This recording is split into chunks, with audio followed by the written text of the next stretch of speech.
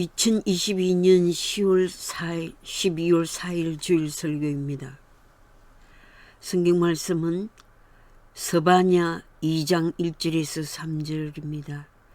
제목은 공의와 겸손을 구하라.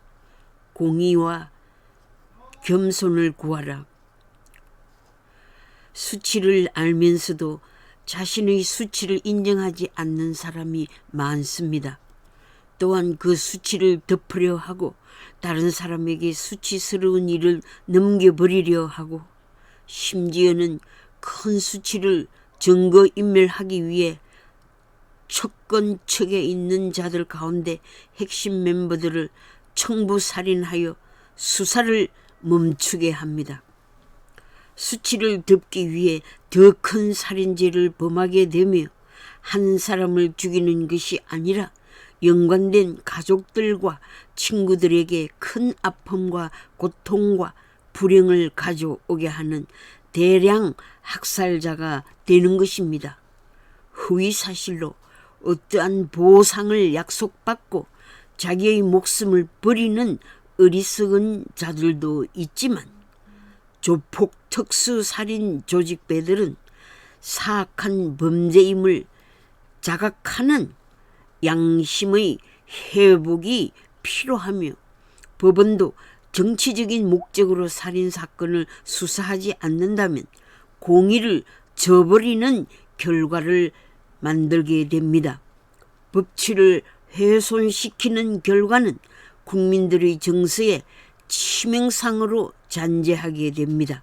한국 정치사에 연쇄 살인 사건을 묵인하는 것은 법치가 무너졌다는 사실을 말해주고 있습니다.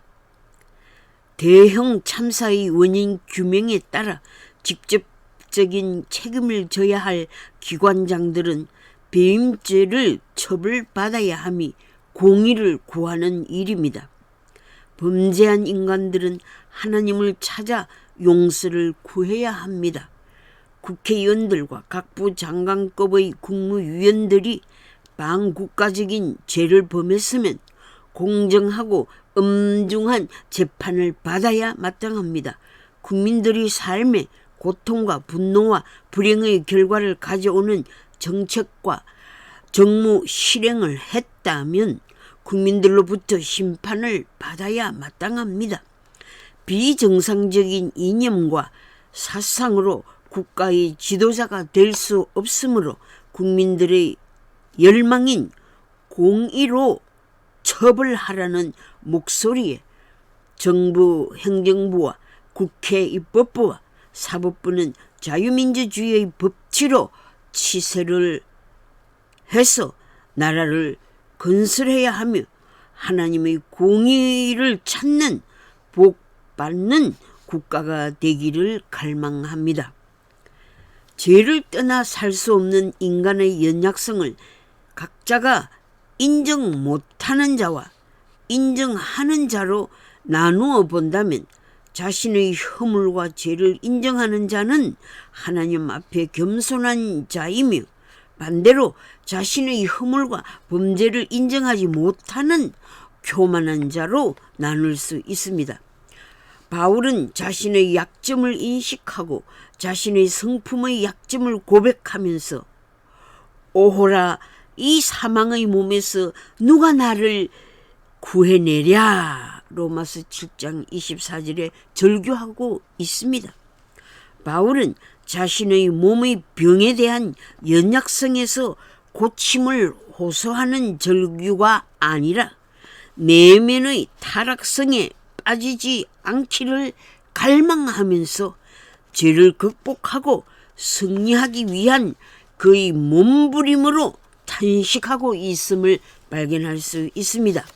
자신의 욕망을 죽이고 하나님의 말씀에 자기를 쳐서 복종시키는 태도와 노력을 볼 수 있습니다. 자신의 힘으로 죄를 극복할 수 없는 연약함을 발견하고 누가 나를 이 괴로움에서 건져내랴? 오직 주 예수밖에 없음을 고백합니다.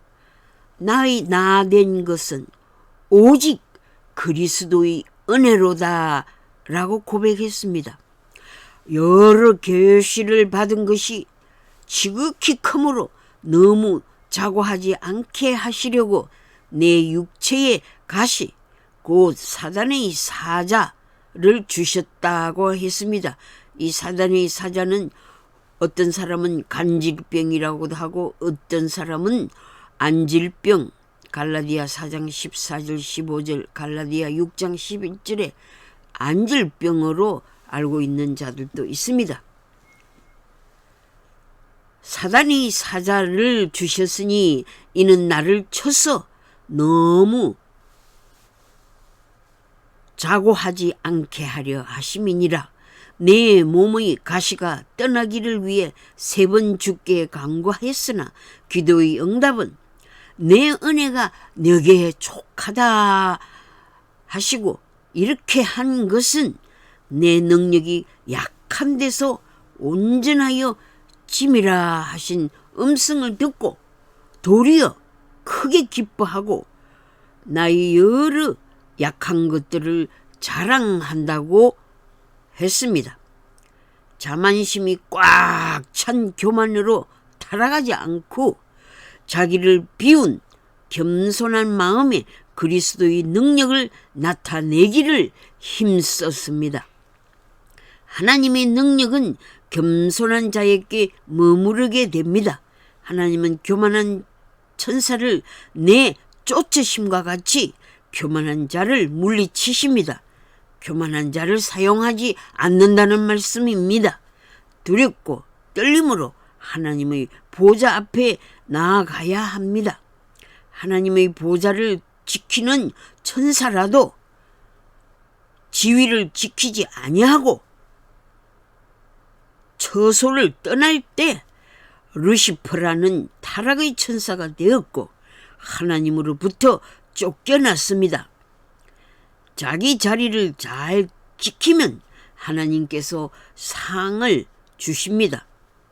너가 작은 일에 충성하였으니 큰 일을 맡기리라는 칭찬을 받게 되는 것입니다.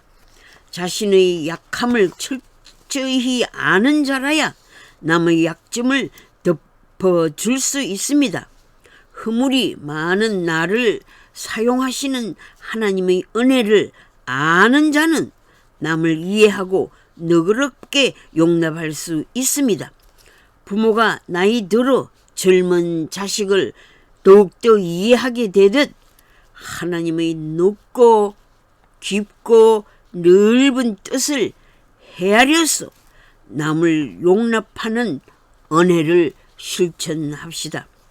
바울은 나의 여러 약한 것들을 자랑하리라는 간증은 자신이 예수 그리스도의 충만한 은혜를 받은 사실을 자랑함입니다. 약점이 많은 나를 용납하시는 은혜가 너무 크다는 사실에 감격하고 있습니다. 나 같은 죄인이 은혜로 구원을 얻게 되었으니 나도 남을 긍휼의 눈으로 볼 수 있어야 합니다. 나의 주관적인 잣대로 볼 것이 아니라 십자가 아래 놓여 있는 연약한 사람을 보아야 합니다. 당신은 예수님으로 말미암아 구원받아야 되는 사람이야 라는 가치 기준으로 사람의 영혼을 돌보아 줍시다. 에베소서 4장 2절에서 3절에 모든 겸손과 온유로 하고 오래 참음으로 사랑 가운데서 서로 용납하고 평안의 매는 줄로 하나 되게 하심을 힘써 지키라. 이 말씀에는 4가지 덕목이 나옵니다. 겸손, 온유, 인내, 용납함입니다. 지도자의 리더십에 도전한 상황에서 온유한 자는 모세로서 침묵의 자세를 취하고 있을 때 하나님께서 개입하셔서 문제점을 해결해 주셨습니다. 모세는 말을 잘 못하는 약점을 가지고 있었으나 이스라엘 민족의 출애굽 사건의 지도자로 세워주신 분이 하나님이심을 믿고 있었기에 침묵할 수 있었습니다.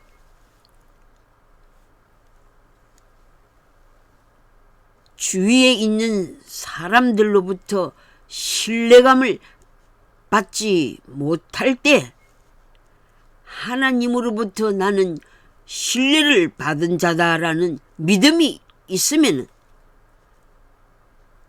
침묵할 수 없는 갈등 가운데서라도 침묵을 지킬 수가 있는 것입니다.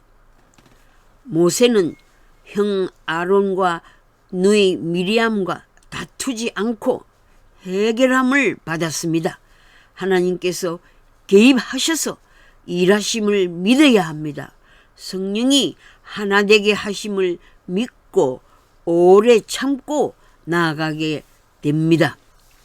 세상의 무시와 모멸과 멸시를 받으신 온유하고 겸손하신 예수님의 성품을 배우고 실천합시다. 하나님과 동등한 자리를 떠나 스스로 자기를 낮추어 종과 같이 되셔서 하나님의 구원 계획을 이루셨습니다. 너희 안에 그리스도의 마음을 품으라 하고 권면하십니다. 자기를 낮추시고 십자가에 죽기까지 복종하신 예수님의 마음을 품으면 용서 못할 것이 있겠습니까? 그러므로 마음을 같이하여 같은 사랑을 가지고 뜻을 합하며 한 마음을 품어 오직 겸손한 마음으로 각각 자기보다 남을 낮게 여기고 각각 자기 할 일을 잘할 뿐더러 또한 각각 다른 사람들의 입장과 형편을 돌아보아 하나님의 뜻을 이루어 드리라고 하나님께 기쁨을 드리라고 권면하고 있습니다. 모든 봉사자들이 기쁨으로 하나님의 사역을 할 수 있기를 바울은 권면했습니다. 서로 용납해야 합니다. 다른 사람을 받아들이는 데는 사랑이 필요합니다. 너희가 내 계명을 지키면 내 사랑 안에 거하리라. 너희가 내 안에 거하고 내 말이 너희 안에 거하면 무엇이든지 원하는 대로 구하라. 그리하면 이루리라. 내 계명은 곧 내가 너희를 사랑한 것 같이 너희도 서로 사랑하는 이것이니라. 아멘. 용납하라는 뜻은 너그러운 마음으로 남의 말이나 행동을 받아들여라는 뜻입니다. 너희가 각각 마음으로부터 형제를 용서 아니하면 나의 하나님께서도 너희에게 이와 같이 하시리라고 가르치셨습니다.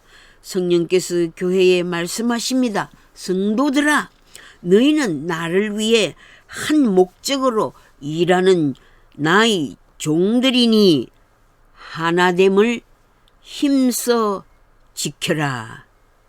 하나됨을 힘써 지켜라. 아멘.